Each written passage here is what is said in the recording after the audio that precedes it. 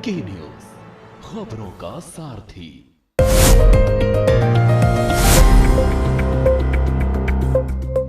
नमस्कार, के न्यूज के खास कार्यक्रम स्पेशल रिपोर्ट में आपका स्वागत है। मैं हूं मनोज मानस और आज स्पेशल रिपोर्ट में हम सबसे पहले बात करेंगे देवरिया से सीएम योगी के सख्त संदेश की, जहां उन्होंने कहा कि राम काज में हेराफेरी करने वालों की जगह सिर्फ जेल में है। हरित क्रांति की धरती पंतनगर से किसानों को दिए गए सीएम धामी के कृषि मंत्र पर भी हम रिपोर्ट आपको दिखाएंगे।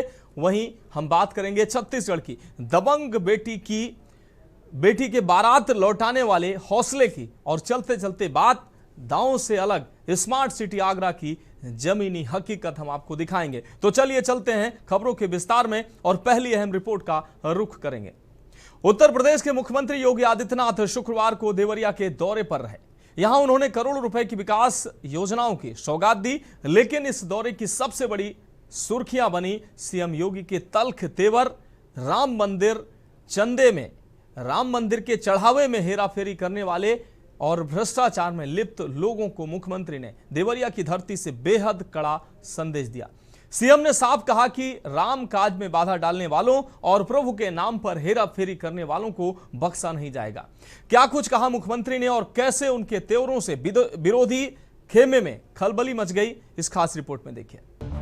देवरिया की धरती से योगी का कड़ा संदेश, राम काज और प्रभु के नाम पर किसी भी प्रकार की हेराफेरी या भ्रष्टाचार बर्दाश्त नहीं किया जाएगा, चाहे कोई कितना भी बड़ा रसूखदार क्यों ना हो।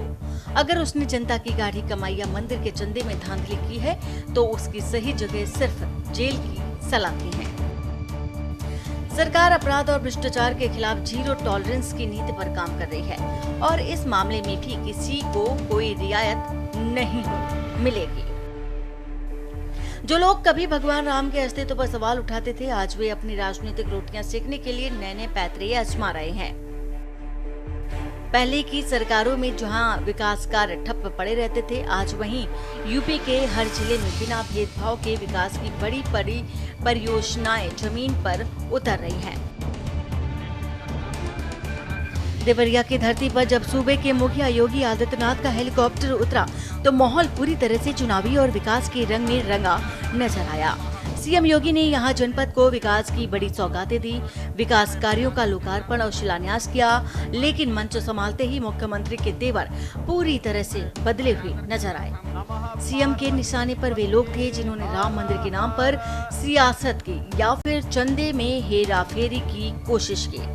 सीएम योगी आदित्यनाथ ने कहा, राम काज में जो भी बाधा बनेगा या प्रभु के नाम पर राम मंदिर के पावन कार्य में किसी भी प्रकार की हेराफेरी या भ्रष्टाचार का प्रयास करेगा, उसे इसकी भारी कीमत चुकानी पड़ेगी। सरकार जीरो टॉलरेंस की नीति पर चल रही है। जन आस्था को सम्मान प्राप्त हो, जन आस्था के साथ खिलवाड़ न हो। मैंने कहा भी था, मैं 19 जून को अयोध्या के दौरे पे था। मैंने तब भी कहा था, अयोध्या हम सबकी आस्था की प्रतीक है, भारत के सनातन धर्म की आस्था की प्रतीक है। अयोध्या पर आक्षेप मत करो। प्रभु श्री राम की मर्यादा का पालन करना सीखो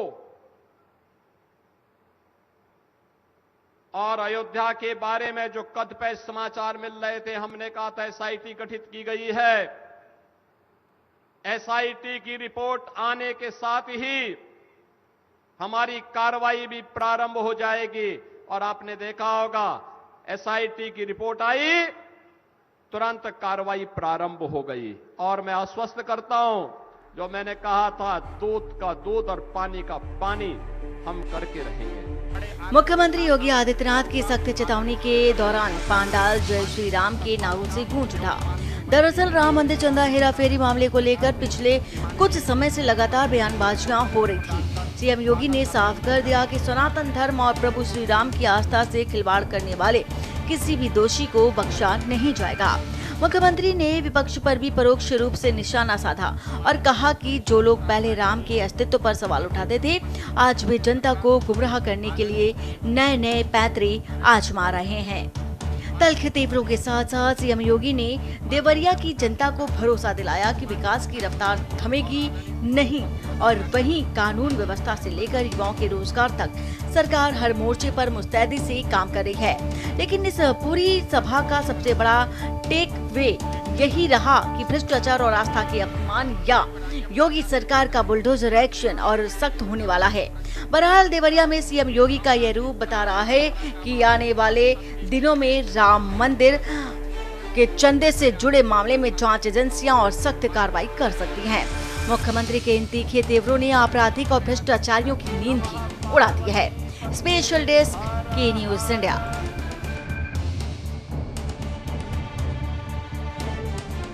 जनपद देवरिया की तो इस स्पेशल रिपोर्ट में अब बात अगली रिपोर्ट की करेंगे। उत्तराखंड के मुख्यमंत्री पुष्कर सिंह धामी उधम सिंह नगर जिले के पंतनगर दौरे पर रहे। सीएम धामी ने गोविंद वल्लभ पंत कृषि एवं प्रौद्योगिकी विश्वविद्यालय में आयोजित भव्य पूर्व छात्र सम्मेलन में मुख्य अतिथि के तौर पर शिरकत की। इस मौके पर उनके साथ केंद्रीय कृषि मंत्री शिवराज सिंह चौहान भी मौजूद रहे। सीएम धामी ने देश के इस पहले कृषि विश्वविद्यालय के गौरवशाली इतिहास को याद करते हुए युवाओं, वैज्ञानिकों और पूर्व छात्रों को विकास का नया मंत्र दिया।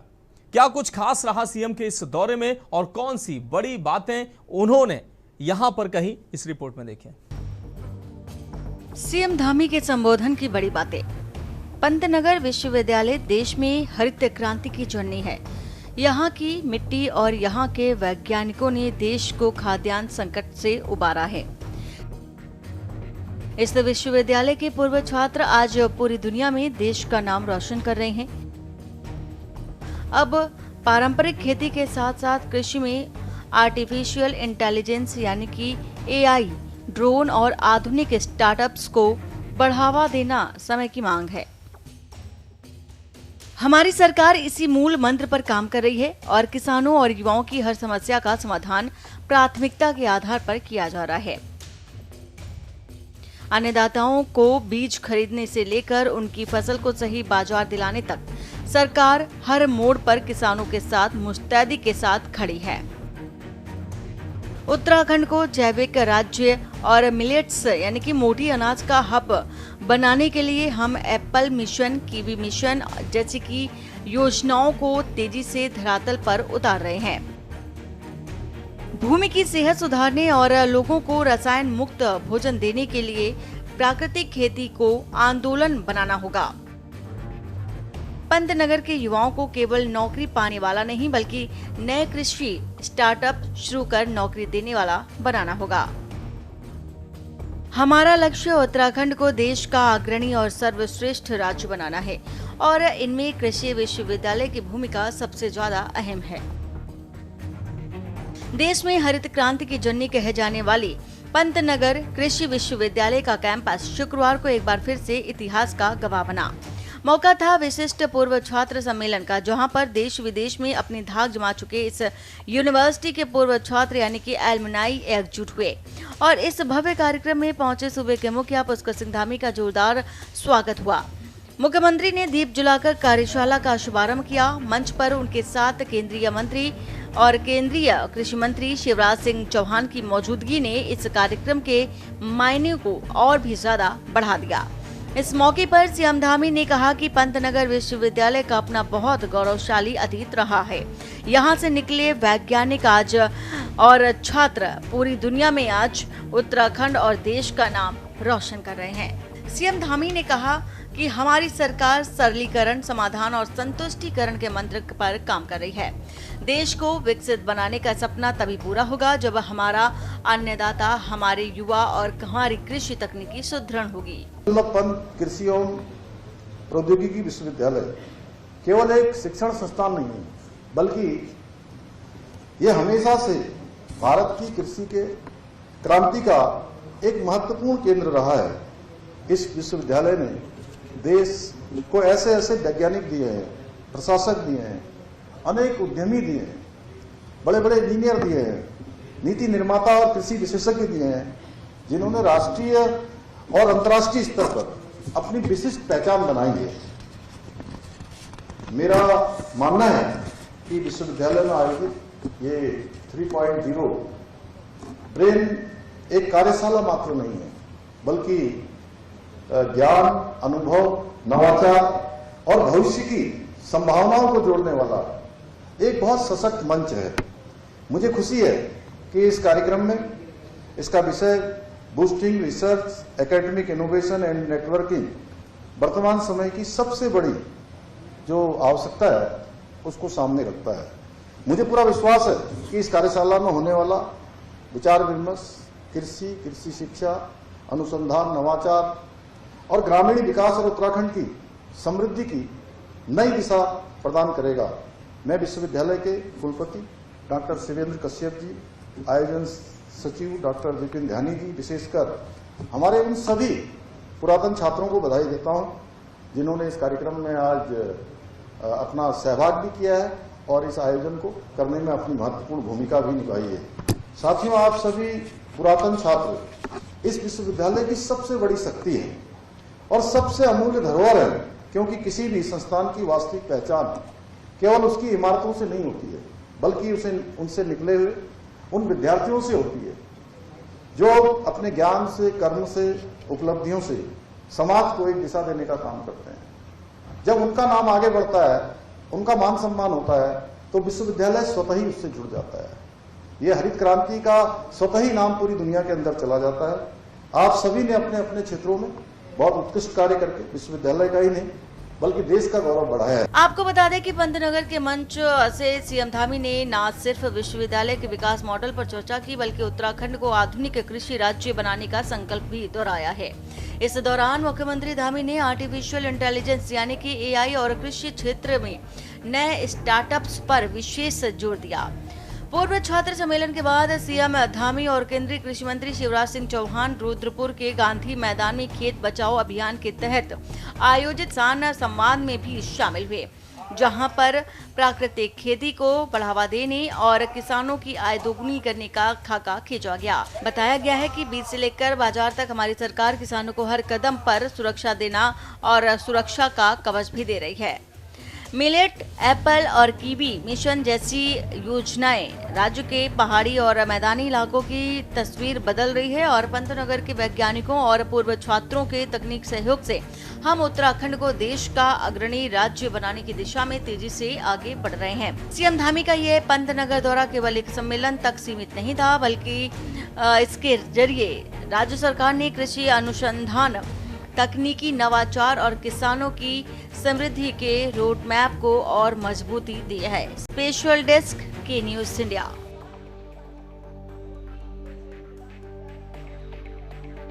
तो फिलहाल स्पेशल रिपोर्ट में वक्त एक अहम ब्रेक का है। ब्रेक के बाद अगली रिपोर्ट का रुख करेंगे।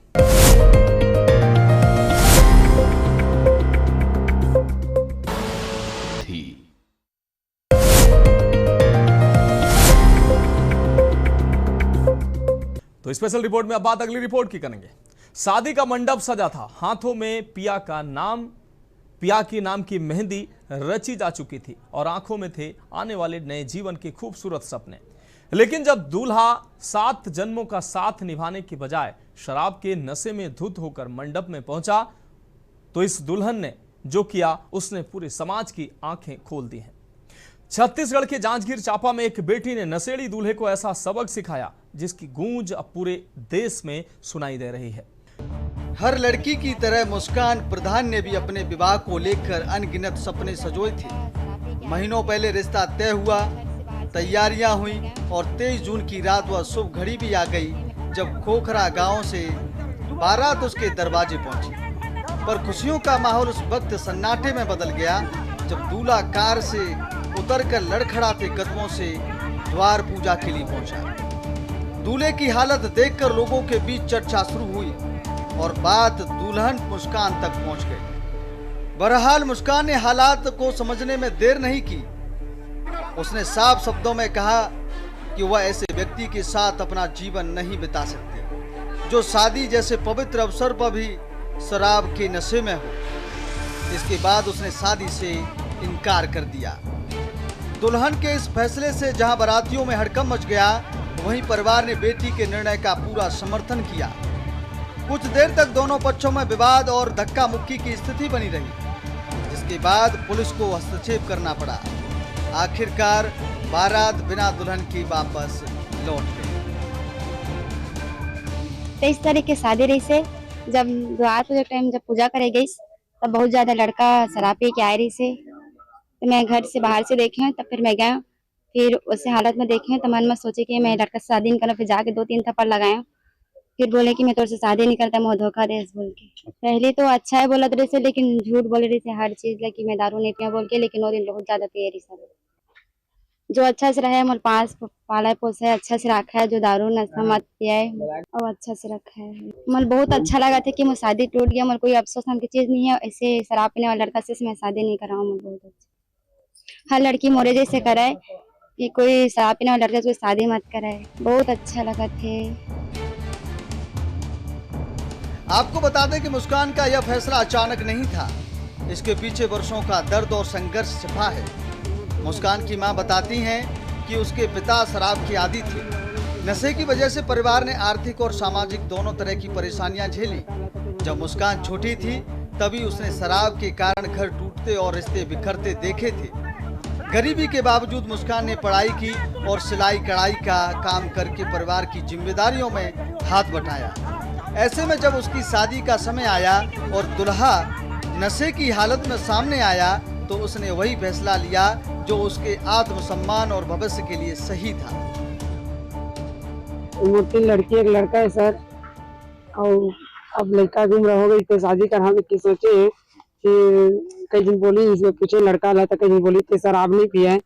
मैं सोचे मैं बहुत तकलीफ करे, मोरो घर वाला बहुत शराब पिया तरी से, और उसके बाद 15 साल मोर घर वाला साथ में कि हमारे घर का पापा खत्म हो गए, तो मैंने छोटे छोटे दी सब जी ने पाल पोस की मेहनत करके मैं बड़े कर रहे हैं।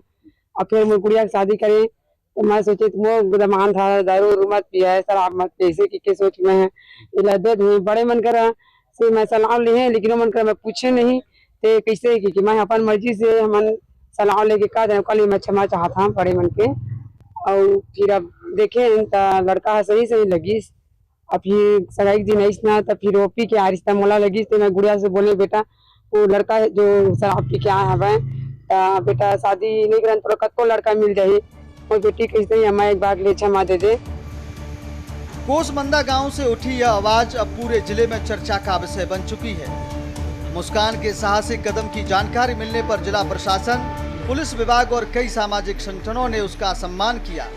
पुलिस अधीक्षक विजय कुमार पांडे ने मुस्कान को जिले के नशा मुक्ति अभियान का प्रेरणा स्रोत बताते हुए काउंसलर के रूप में जिम्मेदारी सौंपी और मानदेय देने की घोषणा की। वहीं कलेक्टर जन्मेजय महोबे ने मुस्कान की आगे की शिक्षा, कौशल विकास और शासकीय योजनाओं का लाभ दिलाने का भरोसा दिया है। के खिलाफ मुहिम चलाती है, तो ऐसे मुस्कान बिटिया ने एक ऐसा उदाहरण पेश किया है कि सभी एक पूरी नारी जाति के लिए एक एग्जाम्पल है कि हमको मतलब कैसे जो है जो हमारा पुरुष समाज है, कोई भी समाज या कोई भी जाति गंदी नहीं होती है, उसमें एक दो लोग होते हैं जो उसको खराब करते हैं। जो बच्ची है मुस्कान प्रधान, उसने बड़ा हिम्मत का काम किया है। वो उसका विवाह हो रहा था और विवाह के समय कुछ जो बाराती हैं उन लोग ने शराब पी रखी थी, और उनने नहीं बल्कि जो उनका पति जो भविष्य में जिनके साथ जिनकी शादी होने वाली थी तो दुल्हा भी पिया हुआ था। तो बहुत हिम्मत करके उनने उससे शादी करने से इनकार किया और मैसेज दिया कि हम महिलाएं कमज़ोर नहीं हैं, और इस ज़िले की महिलाएं जो है महिला सशक्तिकरण का एक एग्जाम्पल पेश की है। यहाँ काफ़ी महिलाएं आई थी, उनको काफ़ी सम्मानित किया गया है। और मैंने उनसे चर्चा की तो वो उनकी पढ़ाई बीच में छूट गई है, 10th क्लास तक शायद पढ़ी है, तो हमने कहा है कि आपकी पूरी पढ़ाई हम करवाएंगे, शासन उसमें पूरी मदद करेगा। और यदि किसी कौशल विकास की गतिविधियों में वो शामिल होना चाहती है तो उनको भी निःशुल्क उपलब्ध कराया जाएगा, ताकि उनको जीवन यापन में कोई दिक्कत न हो, आत्मनिर्भर बन सके। जिस रात मुस्कान दुल्हन बनकर विदा होने वाली थी उसी रात उसने समाज को एक बड़ा संदेश दे दिया। उसने बता दिया कि शादी सिर्फ एक रस्म नहीं बल्कि जीवन भर का फैसला है, और उस फैसले में सम्मान, जिम्मेदारी और संस्कार किसी भी सामाजिक दबाव से बड़े होते हैं। आज मुस्कान प्रधान उन हजारों बेटियों की आवाज बन गई है जो अपने भविष्य के साथ समझौता नहीं करना चाहती। शादी के मंडप से उठी यह कहानी केवल एक बारात लौटने की नहीं है, यह उस सोच की जीत है जिसने नशे को रिश्ते से बड़ा नहीं माना, कुसमुंडा की मुस्कान ने यह साबित कर दिया कि एक बेटी अगर ठान ले तो पूरे समाज को नई दिशा दे सकती है। अब देखना यह होगा कि मुस्कान का यह साहसिक कदम नशे के खिलाफ कितने और युवकों को सोच बदलने के लिए मजबूर करता है। के न्यूज के लिए कैमरामैन दीपक यादव के साथ विभीषण गोस्वामी की रिपोर्ट। तो स्पेशल रिपोर्ट में अब बात अगली रिपोर्ट की करेंगे। एक तरफ देश के शहरों को स्मार्ट सिटी बनाने के दावे किए जा रहे हैं, करोड़ों रुपए विकास, सीवरेज और जल निकासी परियोजनाओं पर खर्च होने की बात कही जाती है, लेकिन जमीनी हकीकत इन दावों से बिल्कुल अलग तस्वीर दिखा रही है।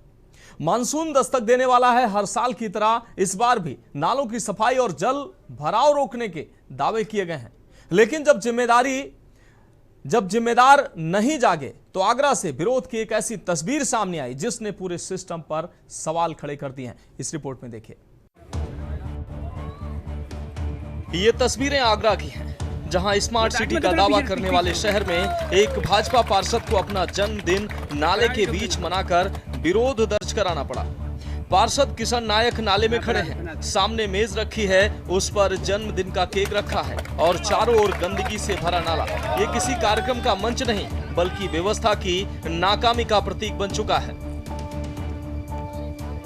मामला आगरा के नगला धनी और नई विजयनगर कॉलोनी स्थित लंगड़े की चौकी नाले का है। करीब 2 किलोमीटर लंबे इस नाले का बड़ा हिस्सा भूमिगत है। आरोप है कि पिछले 14 वर्षों से भूमिगत हिस्से की सफाई नहीं हुई है। नाले में 1 से 3 फीट तक सिल्ट जमा है और खुले हिस्से की हालत भी इससे अलग नहीं है। सबसे बड़ी चिंता यह है कि मानसून सिर पर है, लेकिन जल निकासी व्यवस्था अब भी अधूरी है। भाजपा पार्षद का कहना है कि उन्होंने नाले की सफाई के लिए 12 बार शिकायतें की हैं। नगर निगम के अधिकारी निरीक्षण भी करते रहे, लेकिन सफाई शुरू नहीं हुई। जब सुनवाई नहीं हुई तो जन्मदिन को ही विरोध का माध्यम बना दिया। नाले में खड़े होकर केक काटा गया। स्थानीय लोगों ने नगर निगम और स्मार्ट सिटी प्रबंधन के खिलाफ नारे लगाए और देखते ही देखते वीडियो सोशल मीडिया पर वायरल हो गया।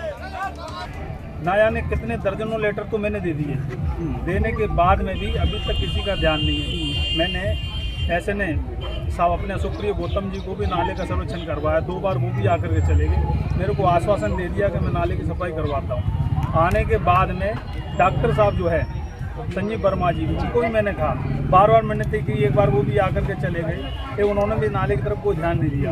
अपने जेडो सुजितेंद्र कुमार जी, उनको भी नाले के विषय में अवगत कराया। जेडो साहब मेरे को कहते हैं साहब मैं तो नाला सफा नहीं करता हूँ, बताइए कैसे नाला सफा होगा। तो मैंने एसएफआई इंस्पेक्टर कहा, एसएफआई इंस्पेक्टर ने मेरे सामने रचना गुप्ता जी ने फ़ोन किया संजय डॉक्टर साहब जी को, तो वर्मा जी बोलते हैं कि जी पार्षद जी मैं करवाता हूँ। आज ये स्थिति है कि डॉक्टर साहब जो फ़ोन भी नहीं उठाते हमारा। अब बताइए हम क्षेत्रीय जनता की समस्या कहाँ लेकर जाएं। 21 तारीख को सदन लगा था, मैंने महापौर जी को भी कई बार लेटर के माध्यम से अवगत कराया। उन्होंने तत्काल उस लेटर के ऊपर संज्ञान लेते हुए कहा कि इस नाले की तत्काल सफाई कराई जाए, लेकिन वो लेटर भी उनका उसी पेंटिंग में चला गया। बताइए महापौर की नहीं सुनी जाएगी, एक पार्षद की नहीं सुनी जाएगी, और तो छोड़ो अपने अधिकारी की नहीं सुनने हैं। उन्होंने जो है नगर आयुक्त जी ने भी तुरंत आदेश करे उसके ऊपर इस नाले की सफाई होनी चाहिए। 1 मई से 31 मई तक नालों की सफाई होनी थी, जिसके अंदर 15 जून तक का एस्टिमेट दोबारा दिया उनको। अब सवाल सिर्फ एक नाले का नहीं है, सवाल उस व्यवस्था का है जो हर साल मानसून से पहले तैयारियों का दावा करती है, लेकिन पहली ही बारिश से पहले ही दावों की पोल खुलने लगती है। अगर समय रहते नालों की सफाई नहीं होगी तो जल भराव, बीमारी और लोगों की परेशानियां तय हैं। विकास केवल योजनाओं से नहीं बल्कि जमीन पर दिखने वाले परिणामों से साबित होता है। आगरा का ये अनोखा विरोध केवल एक शहर की समस्या नहीं है बल्कि उन तमाम शहरों के लिए चेतावनी है जहां कागजों पर विकास तेज है लेकिन जमीन पर नाले अब भी जाम हैं। अब सवाल यह है कि क्या मानसून आने से पहले जिम्मेदार जागेंगे या फिर इस बार भी बारिश दावों और हकीकत के बीच का फर्क उजागर कर देगी। स्पेशल डेस्क के न्यूज इंडिया। तो स्पेशल रिपोर्ट में आज के लिए मेरे साथ इतना ही, मुझे दीजिए इजाजत और आप देखते रहिए के न्यूज इंडिया।